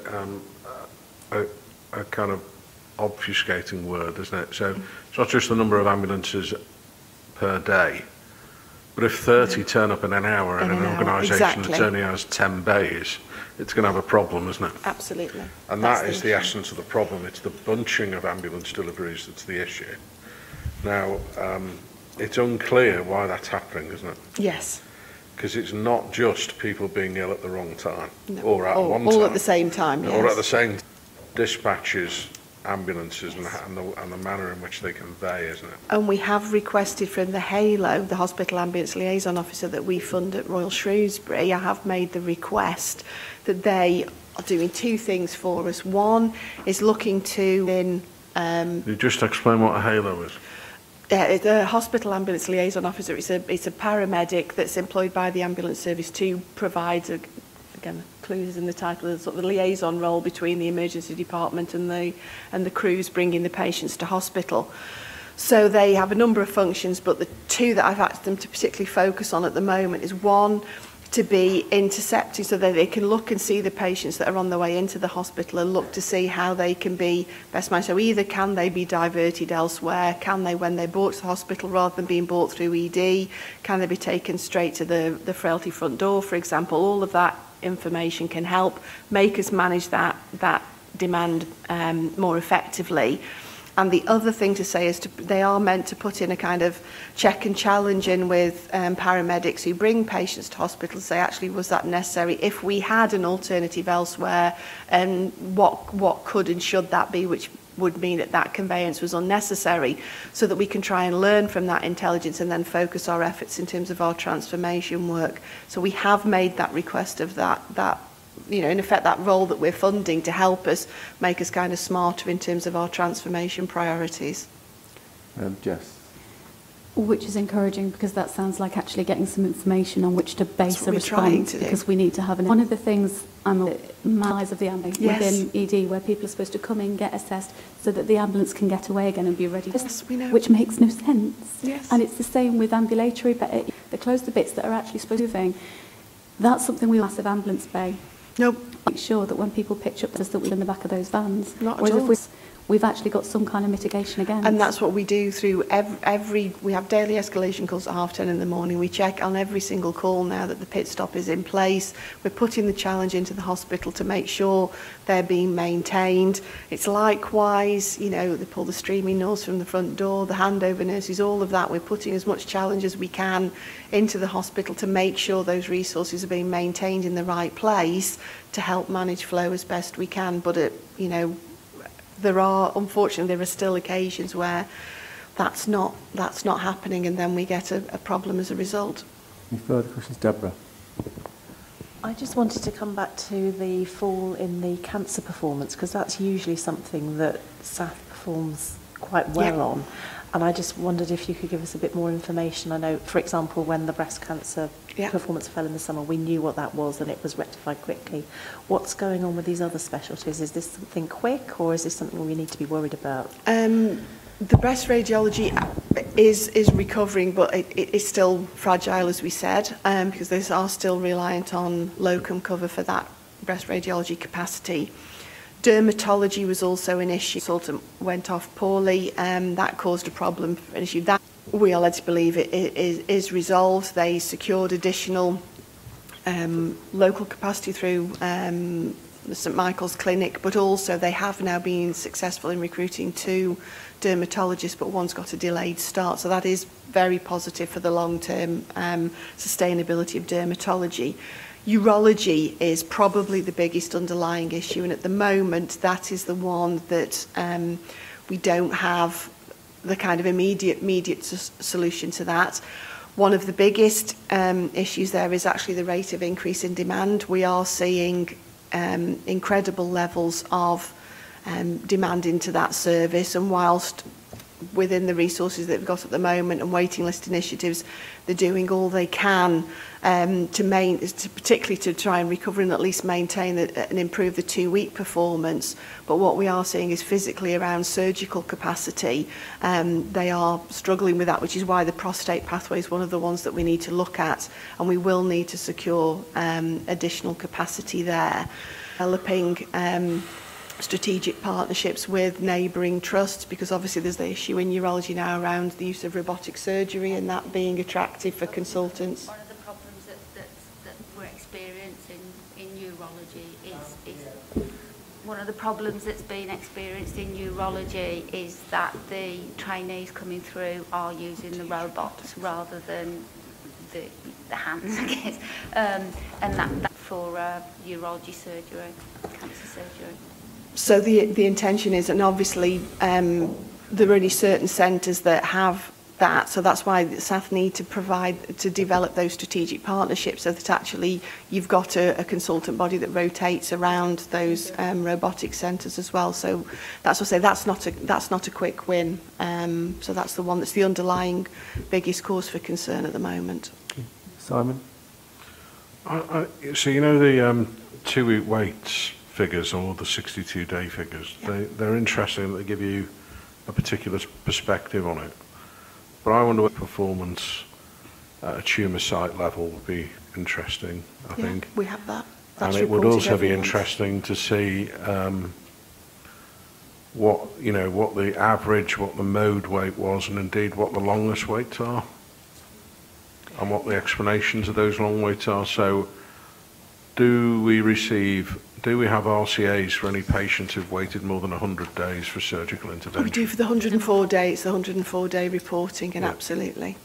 And those numbers are coming down, I'm pleased to say. Yeah. And the lessons learned from that are now reported through the CQRM. So it did take us, colleagues will remember, it did take quite a while to get that process embedded within the hospital and that flow through that process, but that is coming through now.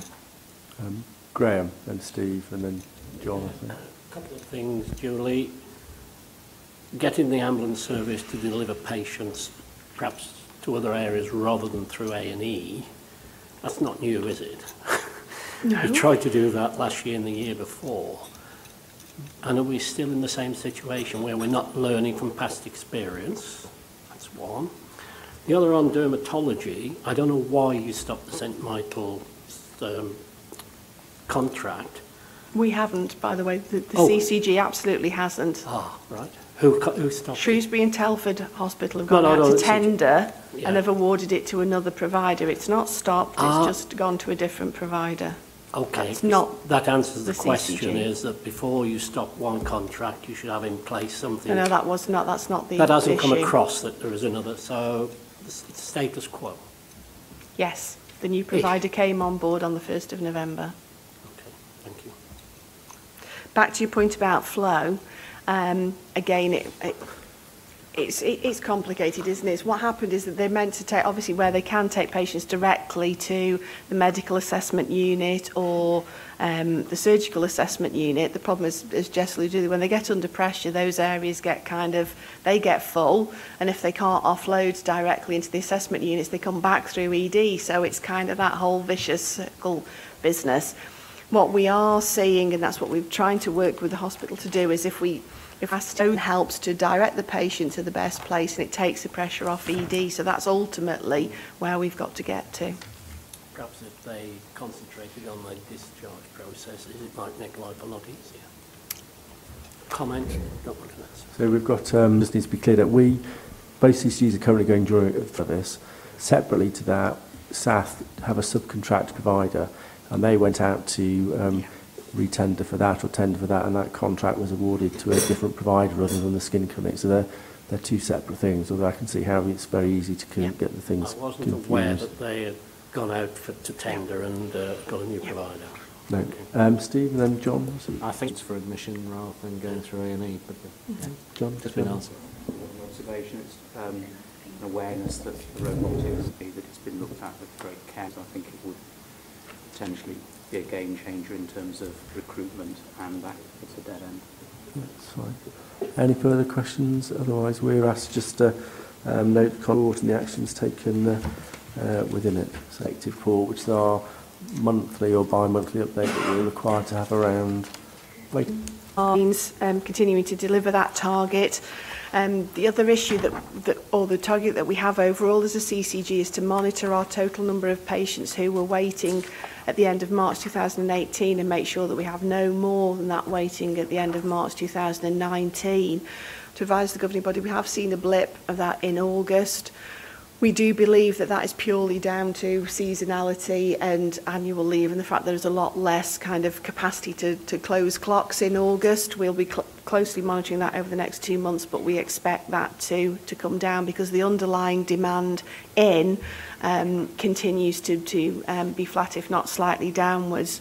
The other item I wanted to bring to the governing body's attention was around 52-week waiters, in that, again, we continue to have an issue, particularly. Although I confirmed since we wrote this report, we've had September's performance, and that just had 2 over 52-week waiters, both at Wye Valley.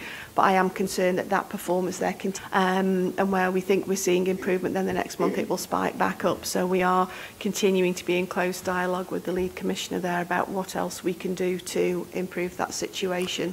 And we continue to remind practices to advise them that the risk of over 52-week waits if their patients do go to Wye Valley does remain disproportionate to anywhere else.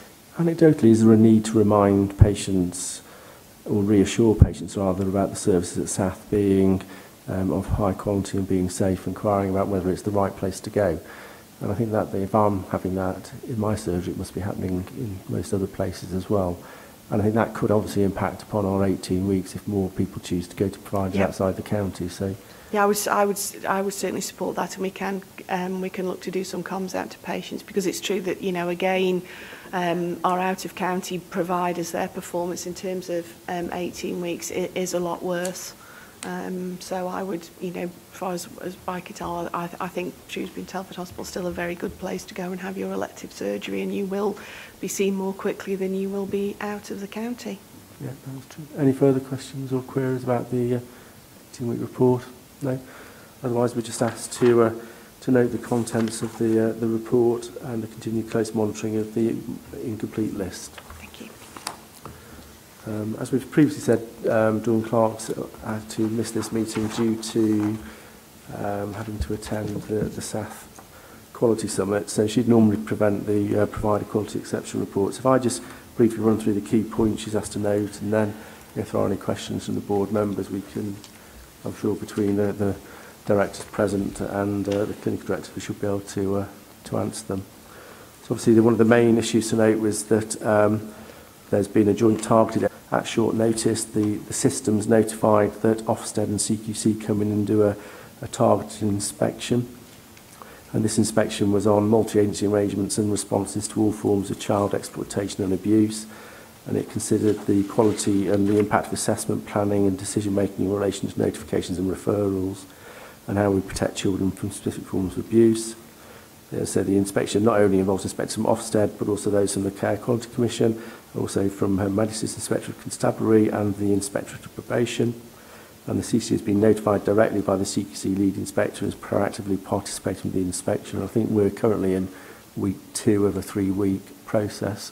I think week 1 is basically... there's also, we've already talked about the quality issues around the Shrewsbury and Telford Hospital. The third point that Dawn raises was about the CCG's infection prevention control nurse, and a representative from Public Health England have been invited to join on an announced visit to clinical areas, and recommendations have been made to raise the level of understanding pertaining to isolation practices across the workforce and for the states to review storage options. At Robert Jones, again, there was some infection prevention and control findings were done during visits in February. Work with NHS England to support the implementation of the General Practice Nursing 10-point plan. 18 practice nurses are about to commence the prescribing course. 7 are enrolled to commence the fundamentals of general practice nursing, and 1's about to commence the specialist practitioner pathway. Increasing practice placements of student nurses, and Shropshire's like to have 3 new practices signed up by November 18. And then in care homes, quality assurance visits have been undertaken at 5 nursing homes in response to concern. Recommendations were made, although in general these visits indicated high standards of care delivery for residents in line with national guidance. So, and obviously there's a more detailed report to follow, but are there any questions with regards to the quality report? To note the content of the provider quality exception report, so thank you. Then move on to paper 278, which is Sam Tilley about the annual emergency planning, resilience and response assessment. Thank you. So you'll see from the paper that the CCG has certain responsibilities in relation to emergency preparedness. My microphone on. Is that better? Has certain responsibilities regarding emergency preparedness, resilience and response. And each year NHS England will take us through an assurance process. I'm very pleased to report that the results of the assurance process for this year are that we've been awarded full compliance, which is the highest level of assurance achievable. You'll note that there's been a programme of work undertaken around our emergency preparedness, which we plan to continue going forwards. So the governing body is asked to note the results of the assessment process and to support that work going on into the future. Thank you. I think it's really good, and that we've been assessed as being fully compliant. That's sort of shows all the hard work that's gone into it through your corporate directorate. Do you have any questions or queries with regards to the emergency planning and preparedness report? No, if not, we'll note the content of the report and support the on. Then move on to a paper on the mission. Thank you. So governing bodies members will be well aware of the journey the CCG has been on over the past 2 years, which have included restructure to the executive team, review and restructure of the governing body subcommittees, and of course a new substantive accountable officer. So these developments have taken place over a period now require us to ensure that our constitution is updating arrangements. So the governing body today with an attached amendments tracker so that you can clearly see the document position. I also need to draw your attention to the fact that whilst the governing body is asked to review the document, make any comments, to ultimately look to us in respect of NHS. I have had some feedback, the detail of that email, so I will ultimately, I'm very keen to receive any comments, but the governing body is asked to approve the amended constitution on the basis of any coming back for further consideration. Thank you. I mean, this has been quite a big piece of work that's gone on for quite a few corporate directors, let alone months.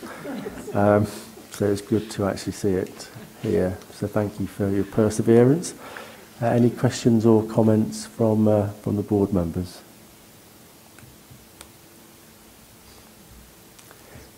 Well, I think changes, then I wouldn't imagine that the governing body needs to approve those. If they're material in the constitution, then I will bring those back to the governing body.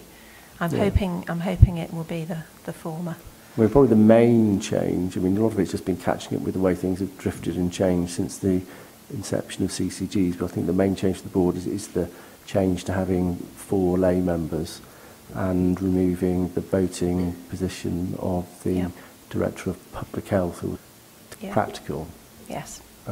We'd made some interim changes around choracy and membership of the board,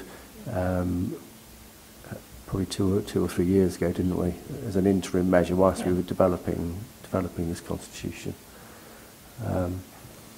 I've had one comment through from Meredith. He has just raised a query around item 5.2.1, where it states a requirement to create and establish a public reference group. Just querying whether this is something that we are performing through other mechanisms rather than having a dedicated public reference group. That would certainly be my view.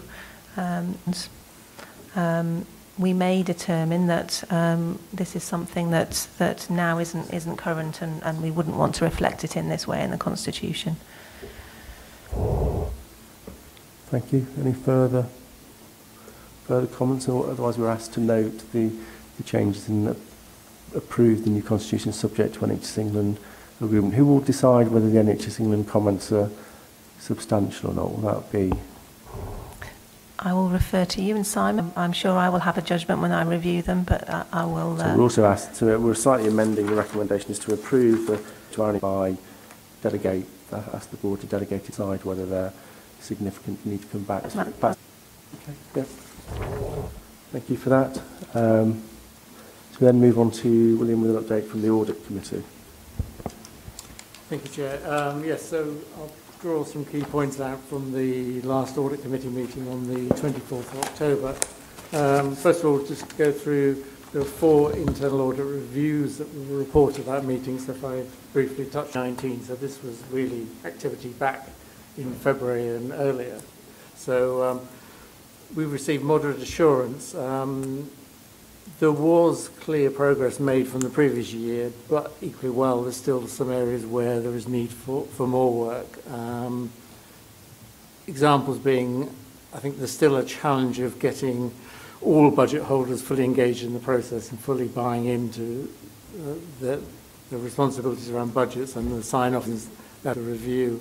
And it was also noted about some of the particular challenges relating to the budget set around CHC this year. So I think that's an area where obviously there's a number of actions that have been agreed, and progress in those actions will be key obviously before the 1920 budget setting round. Next, an interim review halfway through the year, and I'm pleased to report that yet again we have received the top level A assurance. Having said that, there's always going to be some areas where we can make some improvement, and again, there's some pieces of work that have been identified and are being progressed on that. Again, I think we have flagged up a number of times having still the objectives for the CCG, and that's an area of work in progress, I know, that will over the next few months. Conflicts of interest management, I'm pleased to report that we received significant assurance on that. And I think that's a very clear reflection of progress made in terms of addressing the issues that were found in the previous year's review. There are still, again, you know, as I said, there's always going to be areas where we can improve, because I think the internal audit review is always I see them as always a very constructive process to help us doing better. And I think we did highlight in those reports, that report from internal audit, the need to make sure we have the rigorous process to renew our declarations and ensure that we are reviewing them on them. And there was also a comment around the register of procurement decisions. That has now been completed, and the first point I made is in progress. So again, the audit committee was comfortable that those were being progressed. The last one was around contract monitoring, and the internal audit review gave a moderate assurance for that. And I think reading through the report, I think it highlighted the pretty convoluted governance process around contract monitoring, the large number of bodies and groups that are involved, and the overlap of those groups, the lack of clear terms of reference of those groups, the actual sheer work involved in attending those meetings meant that a lot of attendees didn't actually attend on a regular basis. And so there were clear recommendations about reviewing that whole sort of governance regime and that simplifying it and then having clarity around terms of reference. I think that's an important area for us to progress. And again, there's been clear actions highlighted around that. And in all of those areas, obviously, the Audit Committee will monitor closely the completion of those actions and highlight and address any areas where progress isn't being made. So those were the sort of internal audit reviews. Just a couple of other points, if I may.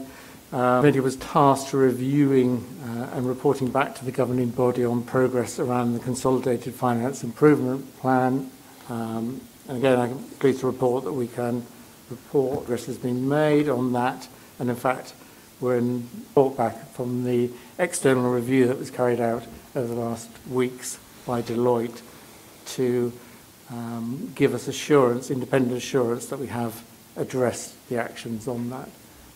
I think it has been actually a very useful process. I'm sure Claire will concur with that. I think that bringing together all the actions from a number of different reviews, having them in one, and then having that process to monitor, I think it's been a useful exercise. And as I said, there's been a lot of work done in terms of recruiting to the substantive team in finance, operating procedures, and a number of other areas. So very clear progress there.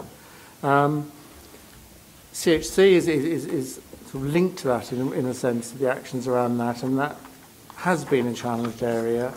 And I know progress has been made in a number of areas, and there has been a lot of complexity really in data cleansing and broadcast, and that's required a sort of effects of that data. And I think some of that work coincided with a peak of activity coming into the CHCT, which didn't help. But there is progress definitely being made. I think it's just that I'm sure everyone would like progress to be quicker, but I think this is ensure that we get ourselves in the best possible place. I won't mention the EPR because that's already been mentioned. In terms of just some other couple of points that came out of general points, in some way, same way as I'm doing from the Audit Committee, what were the key points that came out of that meeting? Now, some of those may well be paper, the Quality Exception Report, but if there's other points, it might be their role that's been delegated from the governing body. So that's something I throw out for consideration. And the other one is just perhaps highlighting the obvious. We did state, or I did state, that we should be aiming for significant assurance from an overall head of internal audit opinion at the end of the year. And just highlighting that, I've shown us we've had a couple of moderate assurances achieve that significant assurance. Because unfortunately, at the end of the year, you either get significant assurance or limited assurance. We don't have that benefit of the moderate assurance, which is an in-between state. So we have to make sure that we do what we can to achieve that clear step forward of significant assurance at the end of the year. Those are the sort of points, key points I wanted to raise, but obviously if anyone... more of a significant or limited assurance. I mean, when you this time, although at which year on year comparing which ones... Yes, it's always this problem when you've got a not particularly... that you don't necessarily see all of the progress, but I think from the detail we see in the internal reports where it goes through each individual item that's being assessed, and you can see clear progress in those. So I think overall the trend is definitely progress. I think it's just that we need to maintain that to sort of hopefully achieve what looked at so far.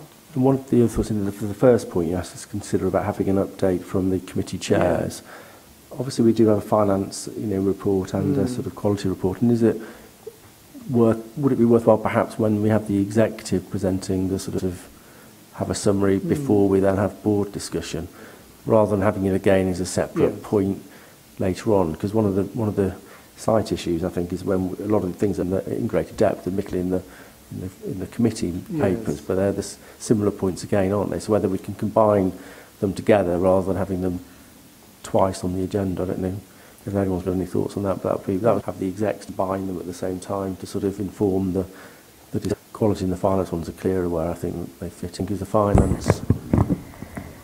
I mean, the papers went out on the Wednesday last week, I think, didn't they? That would be a bit of a tough ask. What about a verbal update following Claire's I think the verbal audit thing we've done before is we had a section at the end of the agenda in the Finance Committee where we summed up all the discussion and said, so what are the key messages to the governing body? What is it we want Claire to make sure questions for the committee so that everybody got a finance? I think from that, I think we do cover body feel that between me and Claire, we're not covering all the issues. I'm sure we'd be happy to discuss debits and credits for hours on end. So I think Sam, the committee, and altogether the Simon? I just think for each committee, really. I don't, it's what's the function of that we do it? Probably does warrant a discussion. Yeah. Okay. Any further comments about the audit with the bringing back to the committee the Primary Care Commissioning Committee terms of reference? Yeah, apologies. This has taken a lot longer than notified the membership of the review, which went through the committee, it went through the exec group and their committee, and so they through. It's taken a long time. I think notified the arrangement for the locality chair actually attends the committee, so we'll have to go through this process again. But again, I think it's that we need to make by the obviously. All papers, and then the 2 locality boards, just Finance Performance Committee 3rd of October, Quality A&E Delivery Board 20th of September, and the 2 localities, the Shrewsbury and Atcham in 20th of September, and the North locality on the 27th of September. So, are there any questions from the board about any of those papers? No. Any questions from members of the... So if we start on the right and move over to the left, so if we start on the back road, Mrs Bickerton, and then Mr Bickerton, and then Jill. Thank you, Chairman. I ask your forbearance. In Shrewsbury. First of all, I must say how excellent the service is from the A&E department and the wards, and how they look after you. Please pass this message on. They are very kind. I would ask is, though, has an inquiry ever been made in the volume of returned food? When you're in hospital, meal times are the essence of the day, apart from visitors. I found that, 3 of them were totally inedible. And this wasn't only my opinion, it was please find out whether the catering is done on a proper scale, and the return and waste of food. Obtain adequate nutrition to protect yourself from through dawn, through the CQRS. The South need to be directed. But thank you, and I'm sorry to hear you're in hospital, but I'm glad to hear that you had a good experience. I think that is the experience of the vast majority of individuals who go into hospital in Shropshire, so that is good. Yeah.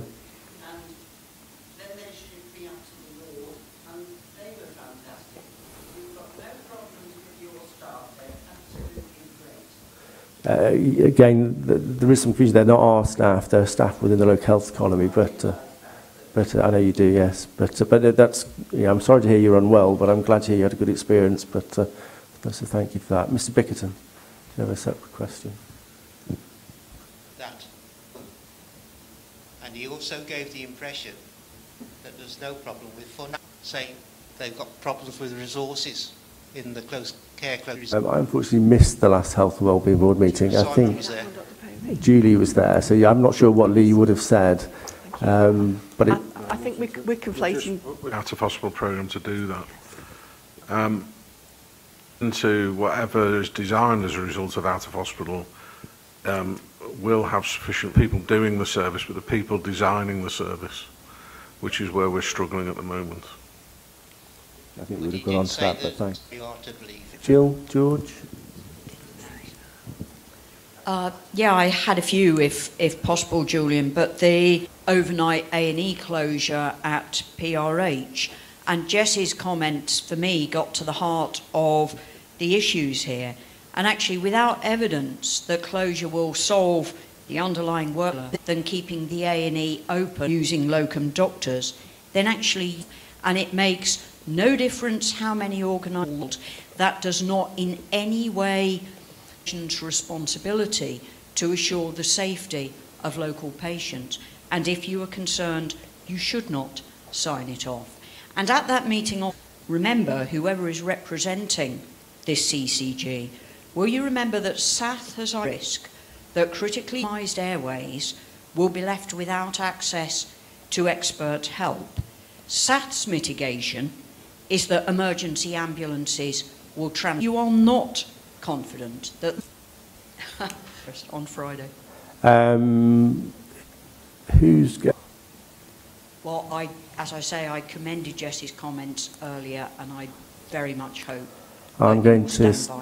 I will stand up and defend the safety of patients. That's for sure. And CQC obviously identified some very, very frightening shortages of both staff and from that letter at the end of August, having to intervene repeatedly to support patients, patients at risk of malnutrition or developing, and beds. Well, Future Fit obviously reduces the bed base by 110 beds reported in the PCG, the number of nurses and the number of staff overall.